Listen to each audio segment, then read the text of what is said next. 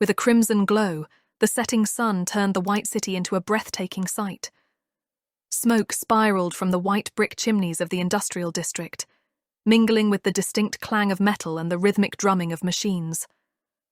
The wet streets shimmered under the humid air, thick with the tension blowing in from the nearby coast. Prince Chandler stood poised in a shadowy alley, sword drawn and pistol ready at his belt. His ebon-reach military uniform, a proud blend of reds and blacks, marked him apart. His olive complexion and dark hair contrasted with his pale red cape, signifying his high rank. Ivory-coloured trousers and tall brown boots completed his attire, while his shoulder-length black hair framed his rugged face, accentuated by a trimmed goatee. He glanced at Armand and his group of witch hunters, their elaborate coats adorned with steam-powered magical weaponry. Pistols, ropes, and grappling hooks, each inscribed with colourful, glimmering runes. Feathered hats, goggles, and gas masks added to their formidable appearance. Chandler's heart raced as his eyes scanned the area for any movement. Seeing Armand's calm demeanour brought him some solace. Given their enemy, the nerves never faded, even though it wasn't his first time assisting the witch hunters. Armand, lithe and enigmatic, held a communicator radio, a device that used wind magic to transmit voices through the air. His light navy blue suit, accompanied by a light green vest and white cravat, created a striking contrast against his dark auburn curls, which he attempted to control with a coordinating band. A strip of cloth covered his left eye, adding a mysterious allure. His deep, anticipatory voice, tinged with a Mystrian accent, whispered into the radio. "Magus to Boulder, status." The radio crackled before a response came through. "Boulder to Magus, secure." Armand nodded. "Proceed with the operation." "Copy." Chandler felt his breath hitch in his throat as he watched. His grip on his sword and pistol tightened. 2 hunters stood by the building entrance, ready for action. The building itself was dark and dilapidated, with pipes hanging. One of the 2 at the front stepped forward, using his elemental magic to ignite a smoke bomb and toss it through a broken pane of glass. They waited. A palpable sense of unease settled over the area, broken only by the sound of figures emerging from the nearby building. Shadows formed into men wearing strange white porcelain masks. Traps fired, ropes wrapped around them. They wore masks, some like plague doctors, others with eagle motifs on armoured men. Their black, hooded robes covered their blood-stained skin, adorned with colourful accessories. Clawed gloves gripped weapons matching their masks. Most had rapiers, while eagle-masked ones wielded axes, chains, and whips. One of them escaped their bounds, and a hunter channeled a spell. Vines went flying out as the zealot faded into shadow. Intertwined branches covered the man as he transformed from a mist-like shadow into a solid form. The branches kept him from escaping. The hunter finished the spell, binding him to the ground. A second set of shadows appeared behind the previous group. The hunters sprinted in their direction, firing off specialty ammunition infused with magic. The bullets struck their targets, freezing their feet into place. A last rush of shadows came leaping from the building, twice the size of the previous 2. Zealots and hunters clashed in battle. Spells and blades flew across the sky, and magical bullets filled the air.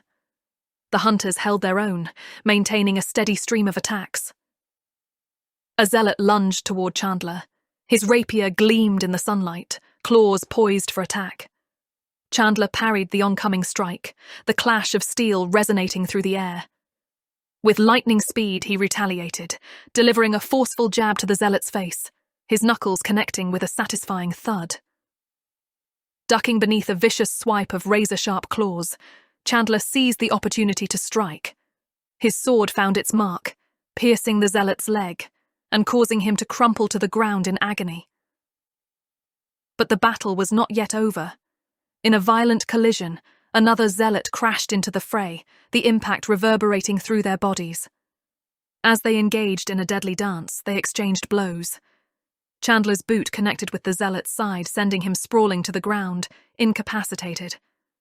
With the advantage, Chandler drove his sword with unyielding strength through the zealot's stomach. The sickening sound of flesh being pierced echoed as the zealot's pained groan filled the air. Armand's hand shot up, his fingers curling in an incantation that set the air crackling with energy. In a swift motion, the spell materialized, conjuring thick vines that snaked and twisted through the air. With a purposeful grace, they ensnared the zealots, their writhing tendrils entangling the attackers and dragging them to the earth. As the chaos subsided, Armand's lips curled into a satisfied grin, his remaining eye sparkling with amusement. "You've got quite the knack for this." Chandler glanced at Armand as he recovered. "I'll take that as a compliment." The hunters captured the zealots, who stood no chance against their spells, technology, and long-established techniques. They were about to take them away for questioning when one broke loose from his bindings. Chandler fired his pistol, striking the man. He faded, dissolving into mist. Armand growled, "Damn it, they're clones! I should have known they were simulacrums. My biggest regret is creating the spell that brought them to life." Chandler gazed at Armand. "Clones?" Armand nodded. "Yes, a spell I made for the Dark King, Lucian, before my rebellion. I never handed it off to him, however. It seems the remaining zealots have found it, which might explain their spike in numbers." Chandler frowned, but movement pulled his attention away. The witch hunters used magical chains to restrain the zealots, preventing them from teleporting or shadow-stepping. The glow of the runes fascinated Chandler so much that he almost forgot to call off the support of the waiting Imperial troops. He pulled out a radio. "Targets eliminated, stand down," he said. "Roger," a voice echoed in response.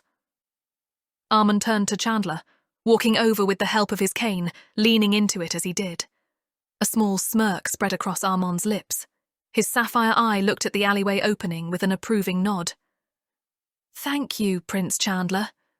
Ebenreach's cooperation in Mystria's efforts to track down the zealots has been a monumental asset in our campaign to end this threat. It's a shame they have escaped the north and come into your country when we are on the verge of eliminating Lucian's followers. Ebenreach has long backed Mystria's efforts. I regret not being able to help more." Armand nodded. "Nonsense. Your help today was invaluable. I'm grateful we did not have to rely on your troops, but their presence alone assisted us." "It's not a problem," Chandler said. "Have there been more reports of zealot activity within the city?" Armand asked. "The activity has been pretty isolated around the industrial district, with occasional reports popping up in small segments around the city. We believe their numbers are still small, judging by the scarcity of reports. We will get the remaining zealots soon enough." "Indeed." Armand smiled and walked over to Chandler. The two exchanged a firm handshake. "Isn't there a celebration to attend now that it is concluded?" Armand asked.